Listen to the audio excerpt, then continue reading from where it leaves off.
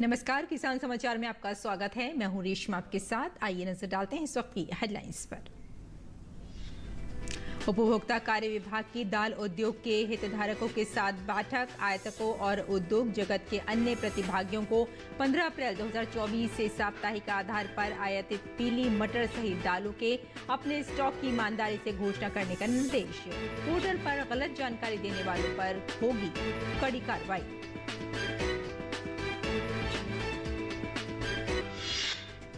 गेहूं के सुरक्षित भंडारण के लिए सुझाए गए उपाय। भंडारण से पहले गेहूं को अच्छी तरह से सुखाने के अलावा गेहूं के दानों को कीट रोगों से बचाने के लिए दीवारों एवं फर्श पर मैलाथियान 50% के घोल को 3 लीटर प्रति 100 वर्ग मीटर की दर से छिड़काव करने की सलाह।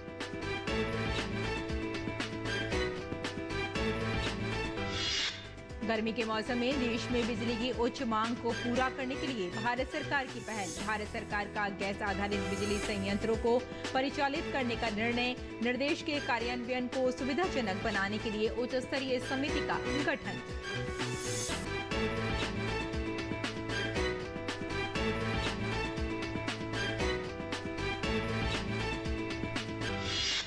और गर्मी से परेशान दिल्ली एनसीआर वालों के लिए राहत भरी खबर। मौसम विभाग के अनुसार पश्चिमी उत्तर प्रदेश, दिल्ली और एनसीआर के कुछ हिस्सों में बारिश के आसार। ओडिशा और तटीय आंध्र प्रदेश में 15 अप्रैल के बाद से हीट वेव को लेकर जारी किया गया अलर्ट।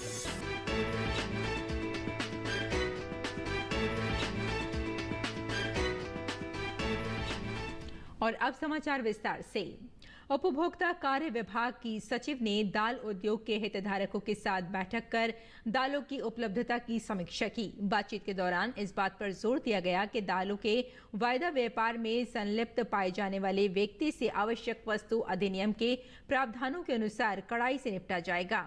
आयातकों और उद्योग जगत के अन्य प्रतिभागियों जैसे मिल मालिकों, स्टॉकिस्टों, खुदरा विक्रेताओं आदि से पोर्टल पर 15 अप्रैल 2024 से साप्ताहिक आधार पर आयातित पीली मटर सहित दालों के अपने स्टॉक की ईमानदारी से घोषणा करने को कहा गया है।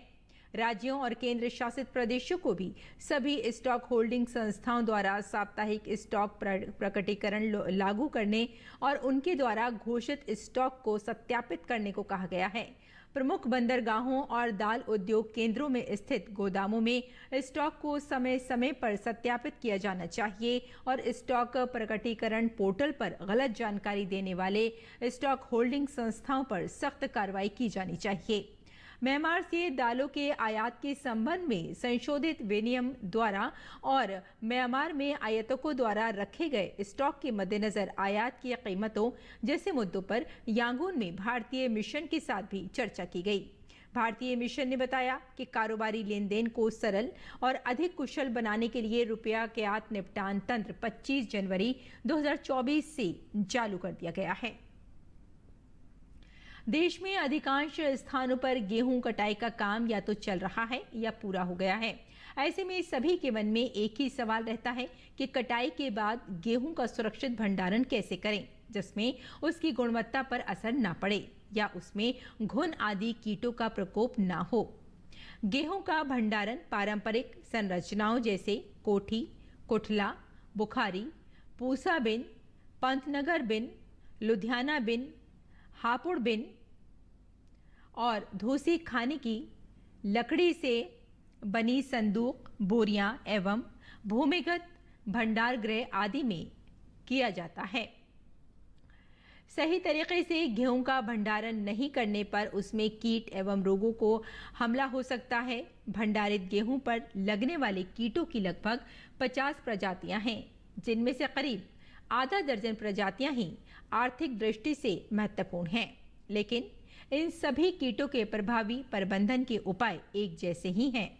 इन उपायों को अपनाकर गेहूं को भंडारण के दौरान लगने वाले कीटों से बचाया जा सकता है। गेहूं के भंडारण के समय दानों में 10 से 12% से अधिक नमी नहीं होनी चाहिए। इसलिए गेहूं को भंडारण से अच्छी तरह से सुखा लेना चाहिए।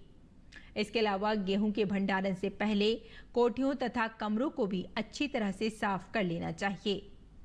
छत या दीवारों पर यदि दरारें हैं तो इन्हें भरकर ठीक कर लें। वहीं गेहूं के दानों को कीट रोगों से बचाने के लिए दीवारों एवं फर्श पर मैलाथियन 50% के घोल को 3 लीटर प्रति 100 वर्ग मीटर की दर से छिड़काव करें। अनाज की बुखारी कोठियों या कमरे में रखने के बाद एल्युमिनियम फॉस्फाइड 3 ग्राम की 2 गोली प्रति टन की दर से रखकर बंद कर देना चाहिए। वहीं यदि भंडार गृह में चूहों की समस्या हो तो जिंक फॉस्फाइड की गोलियां अथवा रेड किल को इनके विलों के पास रखकर प्रभावी प्रबंधन किया जा सकता है। इसके अलावा किसान जिन बोरियों में गेहूं को भरकर रखना चाहते हैं उन बोरियों को 5% नीम तेल के घोल से उपचारित करें। बोरियों को धूप में सुखाकर रखें जिससे कीटों के अंडे तथा लार्वा तथा अन्य बीमारियां आदि नष्ट हो जाएं। वहीं जहां तक संभव हो किसान नई बोरियों का ही इस्तेमाल करें। यदि किसान पुरानी बोरियों का प्रयोग करते हैं तो उन बोरियों को मैलाथियन और 100 भाग पानी के घोल में 10 से 15 मिनट तक भिगोकर छाया में सुखाकर उपयोग कर सकते हैं। आगे बढ़ते हैं। देश में हर साल विभिन्न कीटों के द्वारा रबी एवं खरीफ सीजन की फसलों को भारी नुकसान पहुंचता है जिसका सीधा असर फसलों की पैदावार पर पड़ता है। इन कीटों में सफेद लट भी शामिल है। सफेद लट मुख्य रूप से मूंगफली, अरहर, ज्वार, कपास, अमरूद, तंबाकू, धान, बाजरा, नीम, बेर, शीशम, शहतूत, बबूल, आलू और नारियल आदि फसलों को नुकसान पहुंचाती हैं। इस कीट के ग्रब और वयस्क दोनों ही फसलों को नुकसान पहुंचाते हैं। वयस्क कीट विभिन्न पौधों एवं झाड़ियों को खाते हैं तथा ग्रब फसल को ज्यादा नुकसान पहुंचाते हैं। कीट के ग्रब फसलों की जड़ों को काटकर उसे क्षति पहुंचाते हैं जिससे पौधे मुरझाने के बाद सूख जाते हैं। किसान गर्मी में खाली पड़े खेतों में इसके नियंत्रण के लिए उपाय कर सकते हैं। किसानों को सफेद लट के ग्रब के नियंत्रण के लिए खेतों की गर्मी में गहरी जुताई करनी चाहिए। साथ ही गोबर की सड़ी हुई खाद का उपयोग करना चाहिए। इसके अलावा खेत में जब भी खाद डालें उसमें नीम की खली का प्रयोग अवश्य करें। वहीं इसके रासायनिक नियंत्रण के लिए क्लोरोपाइरीफॉस 20 EC की 1 से 2 मिलीलीटर मात्रा को प्रति लीटर पानी में घोलकर ग्रसित पौधों के तने के क्षेत्र के आसपास 15 से 20 मिलीलीटर के दायरे की मिट्टी में छिड़काव करना चाहिए और छिड़काव के बाद खेत में ब्यूवेरिया बेसियाना और मेटरिजियम एनिसोपाली 2.5 से 3 किलोग्राम को 50 किलोग्राम गोबर में मिलाकर 7 दिनों के लिए किसी छायादार स्थान पर सुखाने के बाद खेत में छिड़काव करना चाहिए। और देश में किसानों की आमदनी बढ़ाने के लिए कृषि वैज्ञानिकों के द्वारा खेती की नई तकनीकों का विकास किया जा रहा है। इन तकनीकों का लाभ किसानों तक पहुंचाने के लिए कृषि विभाग द्वारा कई प्रयास किए जा रहे हैं। इस कड़ी में खंडवा जिले में आगामी खरीफ सीजन को देखते हुए कपास उत्पादन बढ़ाने को लेकर उच्च घनत्व पौध रोपण तकनीक एवं विपणन पर कार्यशाला का आयोजन किया गया। कार्यशाला में उच्च घनत्व पौध रोपण तकनीक से कपास की खेती करने पर होने वाले लाभों के बारे में बताया गया। इसके अलावा किसानों को जैविक कपास की खेती करने पर सरकार की ओर से दी जाने वाली सहायता के बारे में भी जानकारी दी गई। बताया गया कि परंपरागत रूप से की जाने वाली खेती की तुलना में उच्च घनत्व पौध रोपण तकनीक से 25 से 30% अधिक उत्पादन प्राप्त होता है। किसानों को बताया गया कि जैविक तरीके से कपास की खेती करने वाले किसानों को जैविक प्रमाणीकरण के लिए लगने वाले शुल्क में 80% की छूट दी जाएगी। इसके अलावा जो भी किसान लगातार 3 वर्षों तक खेती करेगा उन किसानों को प्रति हेक्टेयर 2000 रुपए हर साल दिए जाएंगे।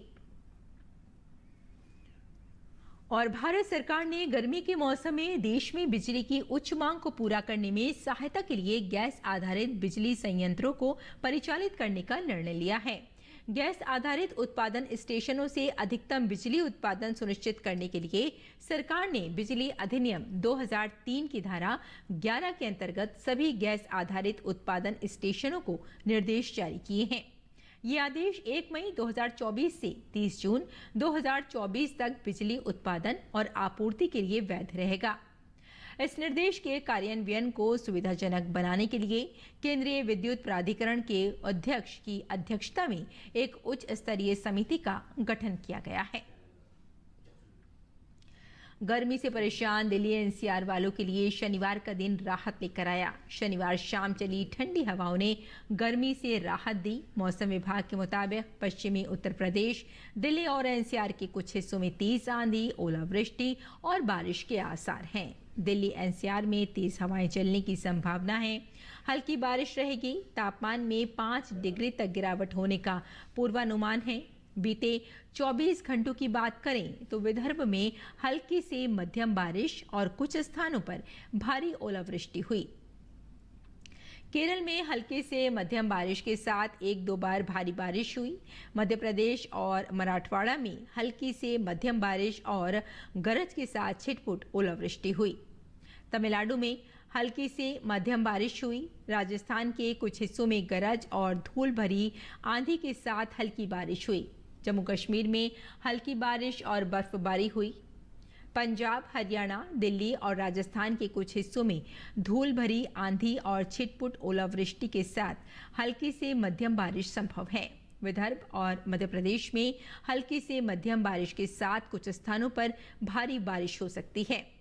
गुजरात में कुछ स्थानों पर हल्की बारिश हो सकती है। ओडिशा और तटीय आंध्र प्रदेश में 15 अप्रैल के बाद से हीट वेव को लेकर अलर्ट जारी किया गया है। नेपाल के मध्य प्रदेश में नेपाल नववर्ष के अवसर पर जनकपुर धाम सांस्कृतिक महोत्सव के दूसरे संस्करण का आयोजन किया गया। ये महोत्सव नेपाल स्थित भारतीय दूतावास द्वारा आयोजित किया जाता है। मुख्य अतिथि के तौर पर राज्य की मुख्यमंत्री सरोज कुमार यादव ने इस कार्यक्रम का शुभारंभ किया। बनारसी जरी, नेवारी साड़ी, फुलकारी, चंदेरी और अन्य लोकप्रिय डिजाइनों की साड़ियों की प्रदर्शनी यहां लगाई गई। मशहूर शेफ संतोष शाह द्वारा 54 खानों के व्यंजनों का प्रदर्शन किया गया। सांस्कृतिक महोत्सव दोनों देशों के साझा सांस्कृतिक विरासत का जश्न है। और आइए अब जान लेते हैं मंडी भाव के बारे में।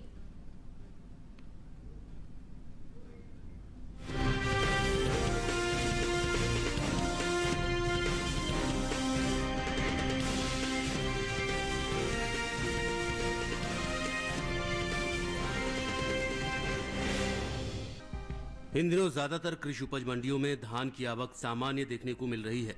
भाव पर नजर डालें तो दाहोद और दहेग्राम मंडी में धान के सौदों में मजबूती के साथ कारोबार हुआ, जबकि संबलपुर और नगरी मंडी में इस दौरान धान के सौदों में कोई फेरबदल नहीं हुआ। एग मार्कनेट के मुताबिक देश के अलग अलग राज्यों की मंडियों में धान के भाव इस प्रकार रहे। गुजरात की दाहोद मंडी में 12 अप्रैल को धान का भाव रहा 2060 रुपए। 13 अप्रैल को इसके भाव में 30 रुपए की तेजी आई और भाव 2090 रुपए प्रति क्विंटल जा पहुंचा।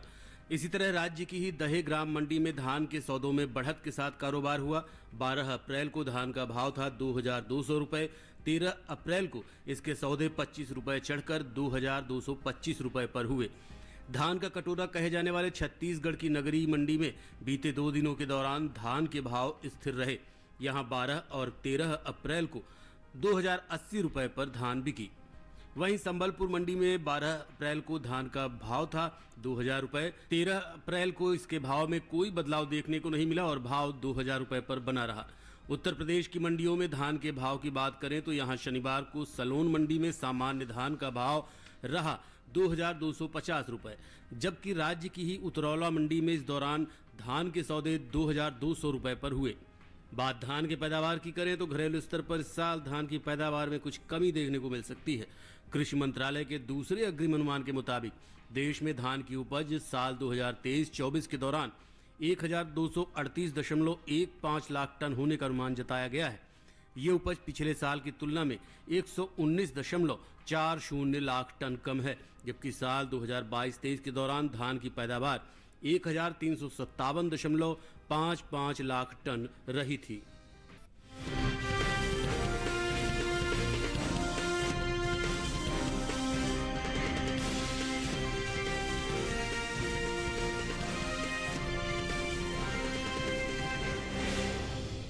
कृषि उपज मंडियों में इन दिनों कपास की आवक सामान्य बनी हुई है।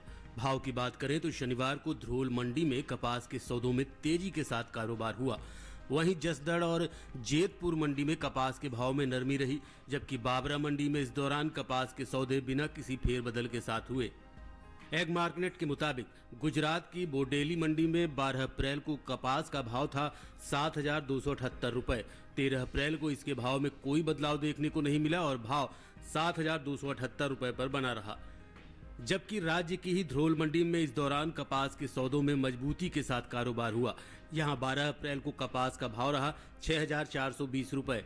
13 अप्रैल को इसके सौदे 895 उछलकर 7,315 रुपए पर हुए। जसदड़ मंडी में 12 अप्रैल को कपास का भाव था 7,200 रुपए। 13 अप्रैल को इसके भाव में 55 रुपए की गिरावट आई और भाव 7,145 रुपए पर आ गया।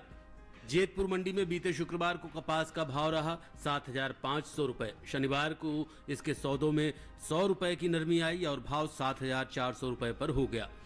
बाबरा मंडी में 12 अप्रैल को कपास 7,150 रुपए पर बिकी। 13 अप्रैल को इसके भाव 50 रुपए नरम होकर 7,100 रुपए पर हुए। बात कपास के पैदावार की करें तो हाल ही में कृषि मंत्रालय की ओर से दूसरे अग्रिम अनुमान को जारी किया गया है, जिसके मुताबिक साल 2023-24 के दौरान घरेलू स्तर पर खरीफ फसल की पैदावार 323.11 लाख गांठ होने का अनुमान जताया गया है, जबकि बीते साल इस दौरान कपास की उपज 336.60 लाख गांठ रही थी। यानी इस साल खरीफ कपास की पैदावार में कमी देखने को मिल सकती है, जिसका असर कपास के बाजार भाव पर पड़ता दिख सकता है।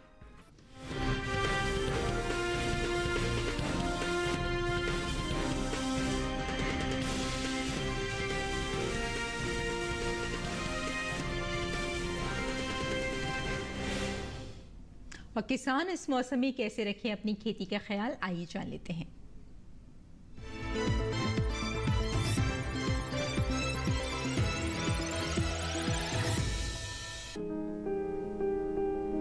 मध्य प्रदेश में इस समय गरज, तेज हवाएं और बौछारों के साथ ओले पड़ने का अनुमान है।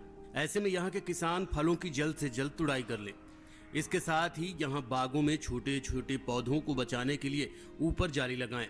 मध्य प्रदेश के किसान इस समय खेतों में किसी प्रकार का छिड़काव और सिंचाई न करें। इसके साथ ही जिन किसानों ने अपनी फसलों की कटाई कर ली है वो फसलों को किसी सुरक्षित जगह पर रखें। मध्य प्रदेश में ही गरज और तेज हवाएं चलने के दौरान पशुओं को खुले में न रखें। वहीं उत्तरी छत्तीसगढ़ के पहाड़ी इलाकों में सब्जियों को कीटों से बचाएं। इसके साथ ही यहाँ इस समय केला और पपीते में सप्ताह में एक बार सिंचाई करें। इसके अलावा इनमें फूल लगते समय पौधों को सहारा दें। उत्तरी छत्तीसगढ़ के पहाड़ी इलाकों में ही ग्रीष्मकालीन धान में तना छेदक कीट के नियंत्रण के लिए खेत के पास फेरोमोन ट्रैप और लाइट ट्रैप लगाएं। इसके अलावा यहाँ जब गन्ने की फसल घुटने की ऊंचाई तक पहुँच जाए तो उनमें निराई गुड़ाई के अलावा उर्वरक का प्रयोग करें। इसके साथ ही उन पर मिट्टी चढ़ाने के बाद सिंचाई करें। बस्तर पठारी इलाके में ग्रीष्मकालीन धान के लिए तना छेदक कीट के नियंत्रण के लिए खेत के पास फेरोमोन और लाइट ट्रैप लगाएं। इसके साथ ही खेतों में पक्षियों के बैठने की जगह बनाएं। यहीं फसलों को एफिड के हमले से बचाने के लिए चिपचिपे जाल का प्रयोग करें। बस्तर पठारी इलाके में ही गन्ने के खेतों में उचित नमी न होने पर सिंचाई करें। वहीं केले और पपीते के बागों में सप्ताह में 2 बार सिंचाई करें। इसके अलावा यहाँ रजनीगंधा और गेंदा में निराई गुड़ाई। बस्तर पठारी इलाके के किसान इस समय सब्जियों के खेतों में नमी बनाए रखने के लिए कतारों के बीच गीली घास बिछाएं। वहीं छत्तीसगढ़ के मैदानी इलाकों में लौकी, तोरी, करेला, कद्दू, खरबूज, तरबूज और खीरे की बुआई करें।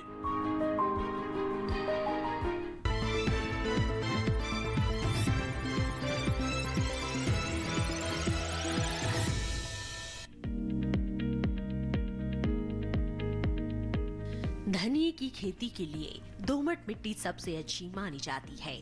इसे अच्छे जीवांश युक्त भारी भूमि में भी उगाया जा सकता है। खेत में जल निकासी का उचित इंतजाम जरूरी है। बोने से पहले खेत को अच्छी तरह जोत ले और मिट्टी को भुरभुरा बना ले। साथ ही मिट्टी को समतल कर ले। आखिरी जुताई में 100 से 120 क्विंटल प्रति हेक्टेयर की दर से गोबर की खाद मिला दे। बीज की मात्रा बुआई और सिंचाई की दशा पर निर्भर करती है। सिंचित दशा में 12 से 15 किलो बीज प्रति हेक्टेयर डालें, जबकि असिंचित दशा में इतनी ही जमीन के लिए 25 से 30 किलो बीज की जरूरत होगी। बोने से पहले बीज को उपचारित जरूर कर लें। साथ ही बुआई से पहले बीज को 12 घंटे पानी में भिगो कर रखें। कतार से कतार की दूरी 20 से 30 सेंटीमीटर जबकि गहराई 2 से 2.5 सेंटीमीटर रखें। पूरी फसल में 4-5 सिंचाई की जरूरत होती है।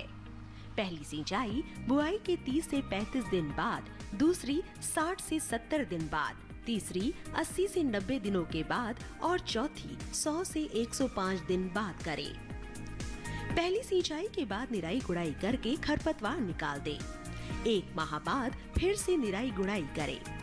खरपतवार की रोकथाम के लिए विशेषज्ञों की सलाह पर उचित दवाओं का छिड़काव करें। धनिये में उकठा रोग चूर्णिल आसिता रोग हो सकता है। इसे ग्रामीण भाषा में दहिया भी कहा जाता है। रोकथाम के लिए रोग अवरोधी प्रजातियां बोकर भी बीमारियों से बचा जा सकता है।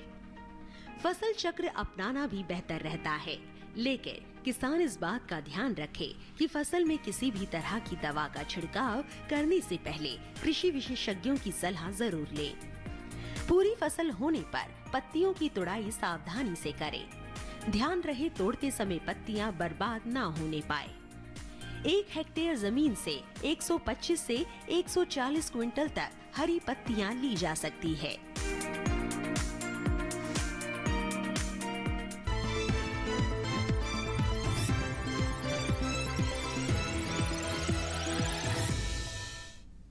और किसान समाचार में अब क्रम है कुछ और समाचारों का, तो आइए देख लेते हैं इन खास खबरों को इस माध्यम से।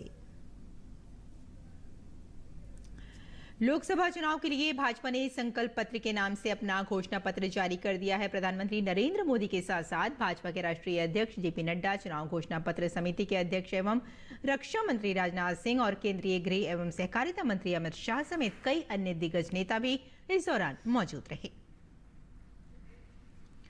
घोषणा पत्र में भाजपा ने GYAN यानी गरीब, युवा, अन्नदाता और नारी शक्ति पर फोकस किया है। बीजेपी के घोषणा पत्र की थीम है भाजपा का संकल्प, मोदी की गारंटी। प्रधानमंत्री नरेंद्र मोदी ने कहा, 10 वर्षों में भाजपा ने अपने संकल्प पत्र के हर बिंदु को गारंटी के रूप में जमीन पर उतारा है और घोषणा पत्र की शुचिता को फिर स्थापित किया है। रक्षा मंत्री राजनाथ सिंह ने भाजपा का संकल्प पत्र प्रस्तुत करते हुए कहा कि 2019 में जो भी संकल्प हमने लिए, आज 2024 तक उन सबको पूरा करने में हमने कामयाबी हासिल की है। राजनाथ सिंह ने कहा कि प्रधानमंत्री नरेंद्र मोदी के नेतृत्व में हमने देशवासियों से किया हुआ हर वादा पूरा किया है। राजनाथ सिंह ने कहा कि संकल्प पत्र का हर संकल्प मोदी की गारंटी से युक्त है और अब भारतीय राजनीति में मोदी की गारंटी 24 कैरेट सोने से खरी मानी जाती है। भारतीय जनता पार्टी ने संकल्प पत्र पर एलजेपी रामविलास चिराग पासवान ने कहा कि जितने भी विवादित मुद्दे थे, पीएम ने उनका समाधान पिछले 10 सालों में कर दिया है। लोकसभा चुनाव 2024 के लिए बीजेपी के संकल्प पत्र पर कांग्रेस राष्ट्रीय अध्यक्ष मल्लिकार्जुन खड़गे ने कहा कि बीजेपी ने अपने कार्यकाल में ऐसा कोई भी काम नहीं किया है जिससे देश की जनता को, युवाओं को या किसानों को कोई भी लाभ हुआ हो। भारतीय जनता पार्टी के संकल्प पत्र पर कांग्रेस प्रवक्ता पवन खेड़ा ने कहा कि इन्होंने पहले भी देश की जनता से काला धन लाने और 100 स्मार्ट सिटी बनाने का वादा किया था, लेकिन उस पर आज तक कुछ नहीं किया गया। भारतीय जनता पार्टी के संकल्प पत्र पर बिहार के पूर्व उप मुख्यमंत्री और राजद नेता तेजस्वी यादव ने अपनी प्रतिक्रिया दी। तेजस्वी यादव ने कहा कि बिहार के साथ साथ जितने गरीब प्रदेश हैं उनके लिए कुछ नहीं है, केवल इधर उधर की बातें हैं। तेजस्वी यादव ने कहा कि भारतीय जनता पार्टी के लोगों ने 10 सालों में क्या क्या नहीं कहा, लेकिन क्या क्या किया है ये सबको पता है। भारत रत्न डॉक्टर भीमराव अंबेडकर की जयंती पर राष्ट्रपति द्रौपदी मुर्मू, उपराष्ट्रपति जगदीप धनखड़ और प्रधानमंत्री नरेंद्र मोदी ने संसद भवन में डॉक्टर भीमराव अंबेडकर की प्रतिमा पर श्रद्धासुमन अर्पित किए। भारत के संविधान निर्माता बाबा साहेब भीमराव अंबेडकर की 134वीं जयंती पर पुणे में महाराष्ट्र के उप मुख्यमंत्री अजीत पवार ने पुष्पांजलि अर्पित की। सलमान खान के घर के बाहर रविवार सुबह 5 बजे फायरिंग की गई। सलमान खान के बांद्रा स्थित आवास के बाहर फायरिंग होने की सूचना के बाद मुंबई पुलिस की अपराध शाखा इस मामले की जांच में जुटी है। सलमान खान को कई बार धमकियां मिल चुकी हैं। तो किसान समाचार में फिलहाल इतना ही। अनुमति दें। नमस्कार।